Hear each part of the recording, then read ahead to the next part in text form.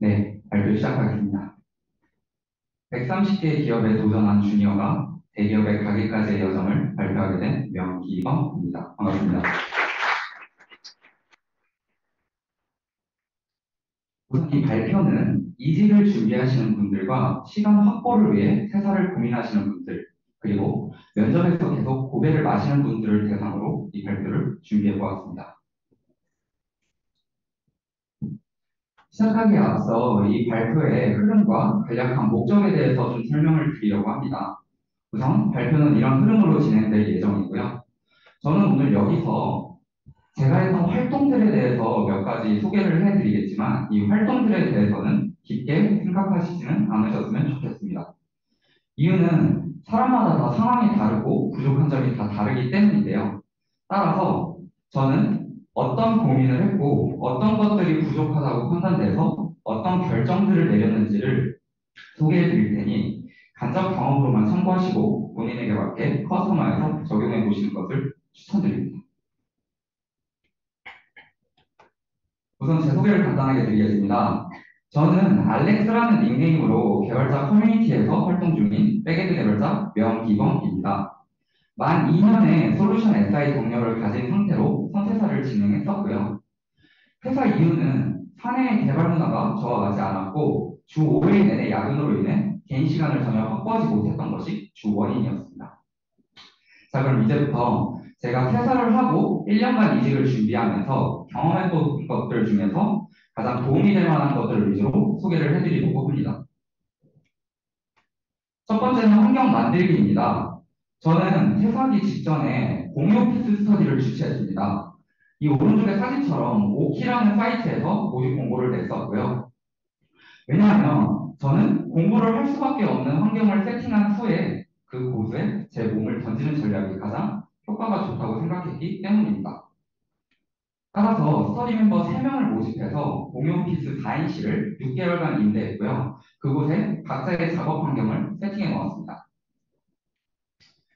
오른쪽 사진은 2022년의 마지막 날인 12월 31일에 공유 오피스에서 찍은 사진인데요.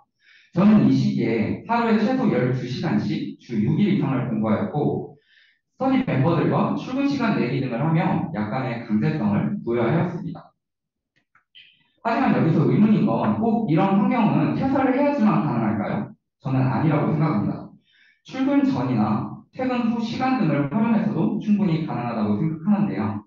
모각 스터디나 기술 스터디 등을 통해서 좀 더 제가 공부할 수밖에 없는 환경을 만들고 그곳에 제 몸을 묶어놓는 방법을 추천드립니다.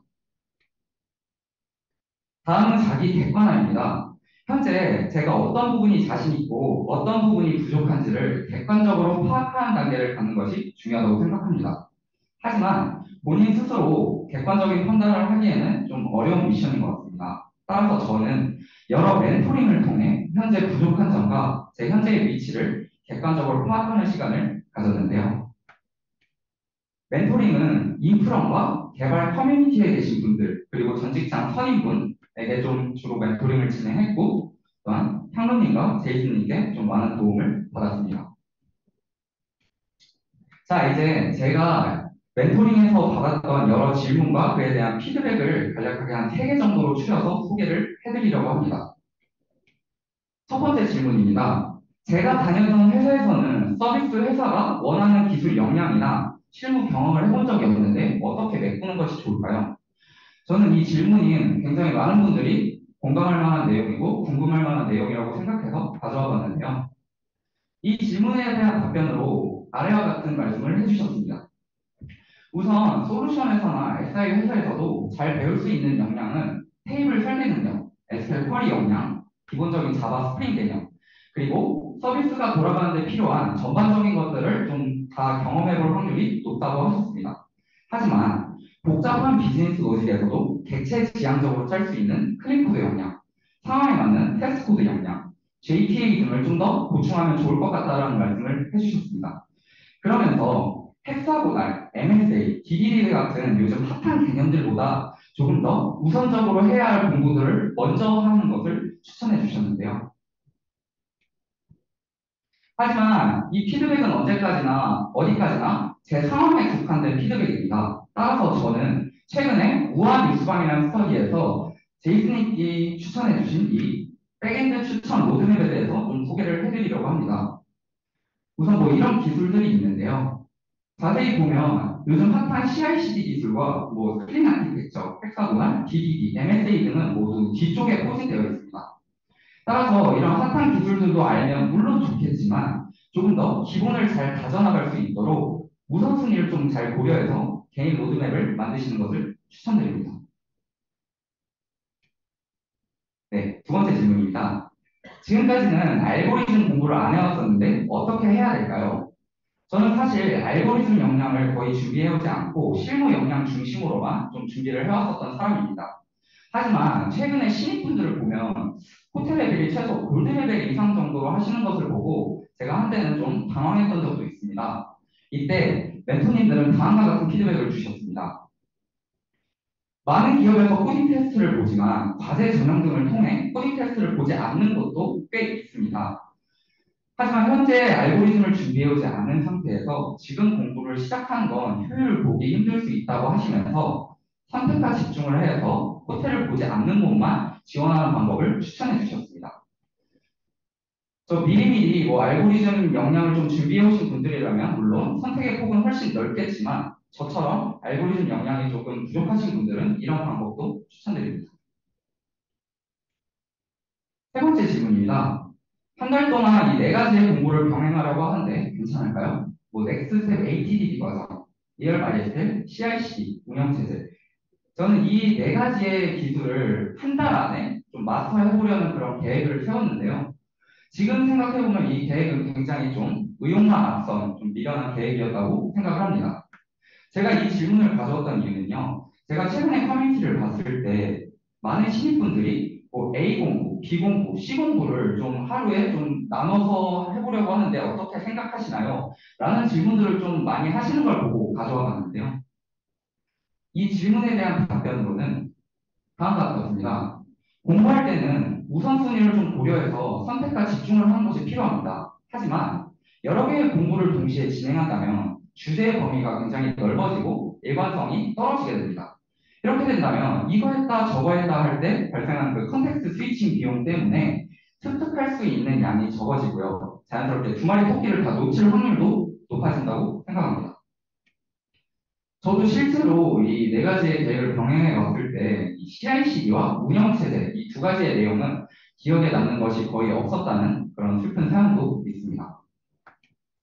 따라서 공부를 만약에 병행을 하고 싶으시다면 일관성 있는 주제들끼리 같이 진행하시는 것을 추천드리고요. 또 책이나 인강만 듣고 나 공부 끝났다 이게 아니라 좀 더 실제로 좀 프로젝트나 이런 곳을 통해서 적용을 해보면서 몸소 체득을 해보시는 방법을 추천드립니다. 자, 이제 질문은 여기서 마무리를 할 건데요. 여기서 좀 의문이 있습니다. 저희가 멘토링을 받고 싶을 때마다 받을 수 있다면 참 좋겠지만 현실적으로는 쉽지 않습니다. 그러면 저희가 독학으로 혼자 공부를 하면서 저희가 올바르게 걸어가고 있다라고 어떤 식으로 판단을 해야 될까요? 어떤 좋은 방법이 있을까요? 제가 개인적으로 생각할 때 제일 좋은 방법은 면접이라고 생각합니다. 면접을 통해 공부 방향이 올바른지 좀 체크가 되기도 하고요. 부족한 점이 발견된다면 보완을 하면서 좌표를 조정할 수도 있다고 생각합니다. 하지만 여기서 중요한 건 면접 직후에 바로 회고를 하는 것입니다. 저는 오른쪽의 사진과 같이 면접이 끝난 즉시 제가 받았던 질문들과 그에 대한 답변들을 모두 노션에다 적어놨는데요. 또한 대답을 못했던 건 바로바로 즉시 공부를 했습니다. 왜냐하면 같은 이력서 내에서는 질문 범위는 특정 바운더리 내에서는 다 한정적이라는 걸 느꼈기 때문인데요.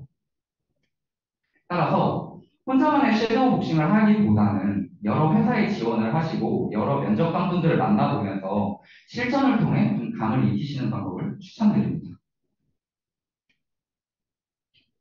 하지만 여러 면접을 보는 것도 물론 중요하지만 아무런 준비 없이 면접만 보러 다닌다면 멘탈이 남아나지 않을 것입니다. 따라서 저는 제가 CJ 올리브영 면접을 준비하면서 제가 어떤 식으로 면접을 준비했는지 이 두 가지의 카테고리로 좀 소개를 해드릴까 합니다.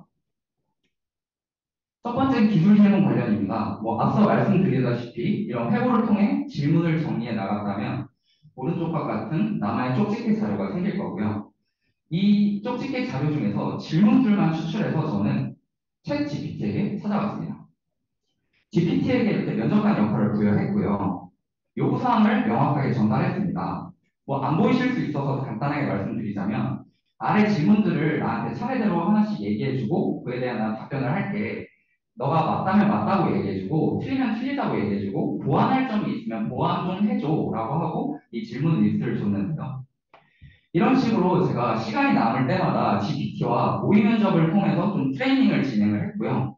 여기서 GPT가 꼬리에 꼬리를 무는 질문들을 굉장히 잘해주기 때문에 저는 미처 생각하지 못했던 것들을 다시 한번 생각해본 계기를 많이 받았었던 것 같습니다. 두 번째는 기업 분석 방법입니다. 제가 봤던 많은 기업들 중에서는 기업 기술 역량도 물론 중요하지만 회사에 대한 관심도나 로열티 등도 매우 중요하게 생각한다는 걸 느꼈는데요. 저는 실제로 올리브영 면접 준비를 하면서 이 개발 조직에 대한 공부를 했는데 인터넷에 생각보다 그렇게 정보가 많지 않았습니다. 따라서 저는 오프라인 픽업 서비스와 온라인 배달 서비스를 모두 경험해보며 좀 더 능동적으로 정보를 수집했었습니다. 우선 오프라인 서비스입니다. 오프라인 서비스는 픽업 서비스이기 때문에 직접 매장으로 방문을 했고요. 저는 여기서 기업 분석을 할 때, 내가 이런 특정 포인트들이 궁금한데 이런 것들을 좀 추려가지고 매장 직원분께 가서 5분가량 좀 질문 타임을 가졌었습니다. 이 중에서 한 가지 예시를 드려본다면 이런 질문들을 했었는데요. 올리브영 서비스는 오늘 드림 서비스를 통해 점심에 한 번, 저녁에 한 번 배송해주는 걸로 알고 있는데 그걸 CJ 대한통운이 해주는 건지 아니면 기타 배달 대행 서비스를 해주는 건지 알려주실 수 있냐 이랬을 때 부릉이라는 배달 대행 업체를 사용한다는 말씀을 해주셨어요. 제가 여기서 궁금했던 건 CJ 대한통운이 사실 당일 배송을 하기는 좀 어려운 시스템이라고 생각이 들었는데 여기에서는 당일 배송이 가능하대요.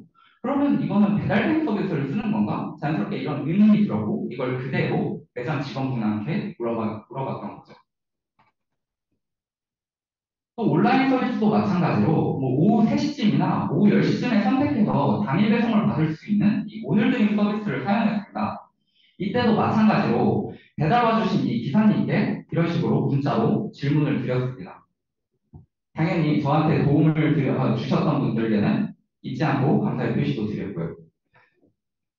따라서 지원하는 회사의 서비스를 직접 써보면서 몸소 느껴보시는 것을 좀 개인적으로 추천드립니다. 또한 정보가 없다면 저처럼 좀 능동적으로 수집하시는 방법을 추천드립니다. 이렇게 기술 관련 부분과 그리고 기술 외적인 부분들을 모두 준비해서 면접에 가서 어필을 한다면 제 결과처럼 좀 더 승산 있는 게임이 되지 않을까 개인적으로 생각해 봅니다.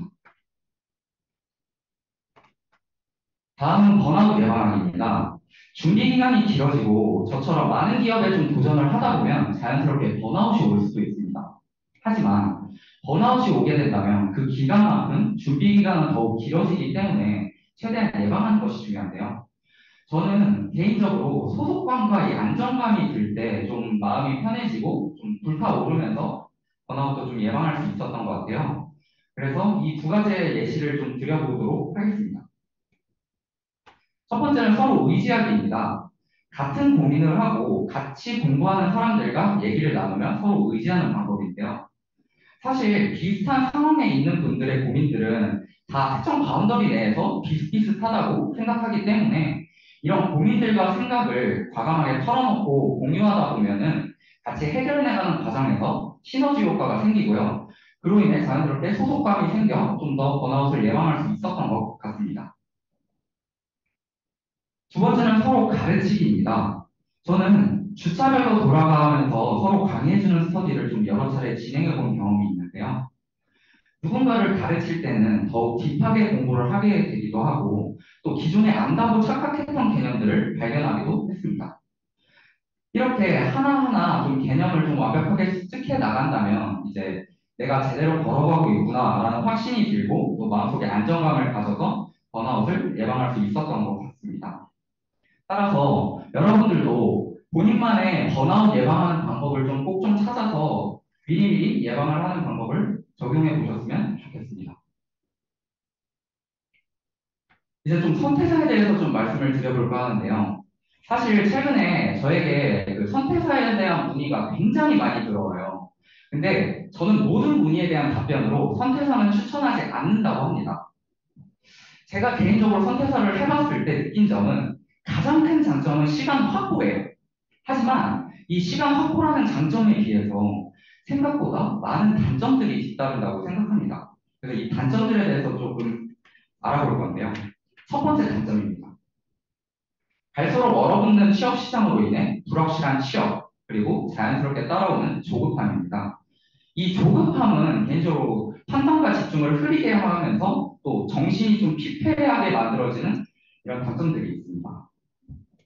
두 번째는 면접관분들의 우려인데요. 지금까지 저는 제가 봤던 모든 면접에서 최소 5분 이상 퇴사 이유에 대해서 설명하는 시간을 가졌습니다.